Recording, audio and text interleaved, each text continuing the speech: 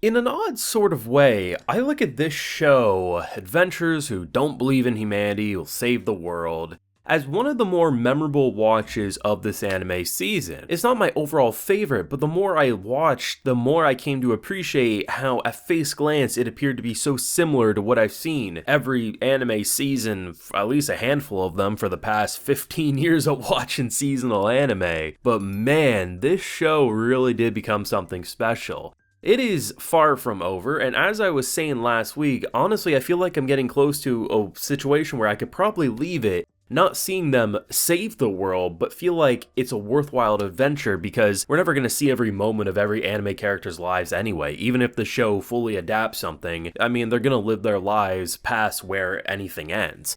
And I think what made this show so special is the fact that it put the focus on trauma in a way we generally don't see. When people think of trauma with anime characters, or trauma in general, they think of, oh, they're curling up in a corner and dying, they're upset, they're depressed, and while yes, that can be a form of it, realistically, there's a lot of ways. Most people you interact with in your day-to-day life have some form of trauma that they cover up and they put on their mask and they do their day-to-day thing. And I love the fact that for this group of misfit adventurers, we have characters who come from different forms of trauma, whether being falsely accused of some of the worst things possible, to being abandoned by who was supposed to be your family, to not knowing how to pick yourself back up. We end this show with more or less each of them at a better place than where they started. Over the course of this show, we watch them go on different adventures, and in doing so, we get to see this almost slice of life, really fun show, which sometimes looked like an idol show, sometimes looked like a Wild West, sometimes we were a mystery thriller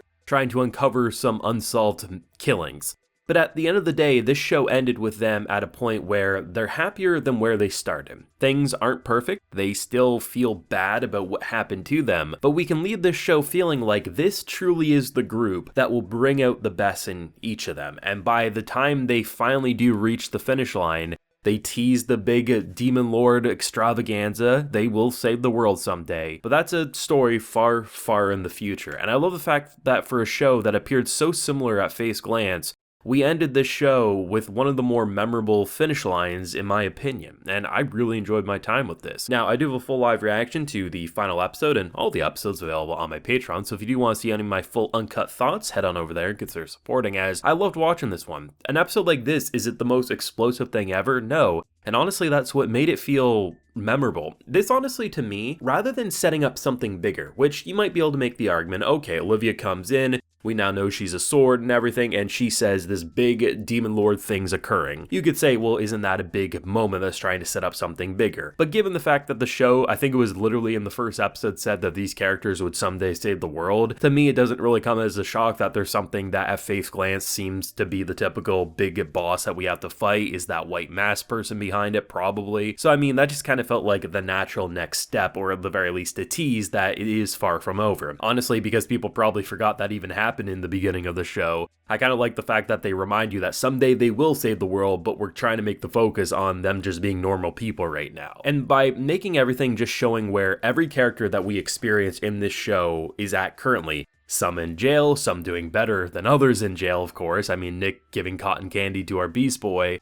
really does show the difference of the scumbag ex trying to tunnel her way out and getting caught, and someone getting a nice sweet snack to show that maybe some people deserve a chance at changing, right? I love the fact that we show where everyone's at, but this is just a bow. It's tying one package to say, we're finished with this, let's move on to the next. These characters are far from perfect. These characters are far from healed, but by really showing them at their lowest one day, but then seeming fine the next day. That's literally what trauma, whether abuse, whether neglect, and it doesn't matter where it stems from. You have good days, you have bad days, but the difference is that because they all discovered each other stumbling in a drunken night, they were all a mess, they found the right people, and you know what? Zem, he picked up the clinic, picking up where he left off, but in a more healthy way. We have our girl trying to still gamble, feeling numb about it, and then we get this little moment where the first time during that day that she felt happy was thinking that, I wonder if Curran would like this food, right? Just showing those little moments that, you know, the fact that Zem let someone in to help him with the clinic, right? The fact that he let Bond come in to actually help. The fact that our girl thinks of Curran when she's feeling numb at the racetrack, and then the first time she's starting to feel happy is thinking about a friend. Nick getting the flashback to see what happened to his family and how he ended up in the care of the man who in episode 1 seemingly threw him away, now really comes full circle that he most likely was just trying to protect him so he didn't get himself killed. I love how everyone got a little moment, and the fact that these characters aren't perfect together. They're gonna have days where they might fight, they may have days where they don't open up. But if we compare where they were at the beginning of the show to where they are now, those 3 rules about not prying into each other, it feels like they're not close to shattering, but the cracks are starting to be there on those rules. And eventually, over time, those rules will lose all meaning, and I think that's what made the show special. Rather than just jumping into, we need to go on this adventure, onto this quest, this show was saying, these are real characters for their world. They have trauma, they have issues, they go on adventures, they do things that are fun for their pastimes, and they overcome the issues that are at hand. And by having that montage during the credits, whether it was the festival, whether it was the prison sequences, or honestly, my favorite point was actually the table, because if we remember when Olivia kickflipped the table, it completely like snapped into 2. It looks like they did some sort of surgery on it to keep it going. I thought that was hilarious. That's what made this one special. Yeah, it won't be for everyone. It doesn't have the sharpest animation and production style of the season, so therefore it doesn't have those Sokka moments that are going to be clickbaited across the internet, but at the end of the day, this show was actually something special. Honestly, I probably wouldn't have watched it if it aired on the weekend this season, because there's just so much airing, I probably would have looked at it at face glance and said, doesn't look that interesting, so I'll just avoid it for the shows I know for sure I'm gonna like. But by it airing at the beginning of the week, right, the fact that I was like, okay, I can fit this into my schedule, and I'm so glad I did. And that's why I've been harping so much, because I know what it's like to look at something at face glance and say, this doesn't look like anything special.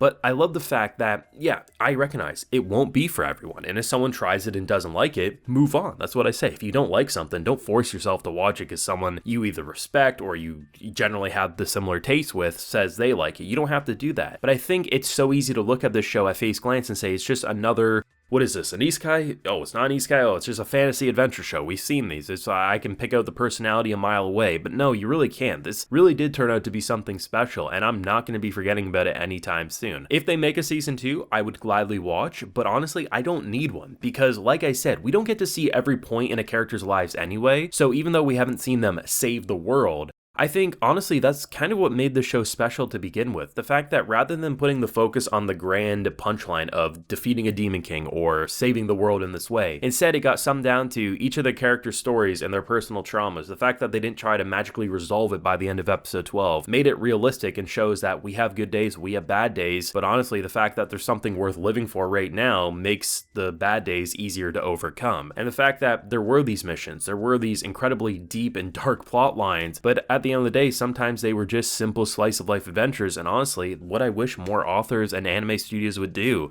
Because as much as I do like the more predictable shows, I can watch them. I'm probably going to watch some next season. The ones that can stick out longer are the ones that just try to be different, and everything at face glance appeared to be similar, but those slight detours really turn this into a show that I quite like. If you disagree, hey, that's fine, but that's all about opinions. Clearly explained why I've loved this show for 3 months now. And honestly, I leave with a grin on my face. But those are just my feelings. Let me know what you thought either of this last episode or the show as a whole. Drop a like if you enjoyed, and hey, subscribe if you're new around here. Also be sure to ring that bell, of course, so you can get notified when I upload on the channel. And as I mentioned, we do have that full live reaction available on my Patreon, and while you're there, you can also get a video shoutout. So today we have Morud, Ranga Rage, Sharon, Yuki Ali, and Sphinx. So I appreciate the support so much. So until next time, everyone, please take care and have a good one.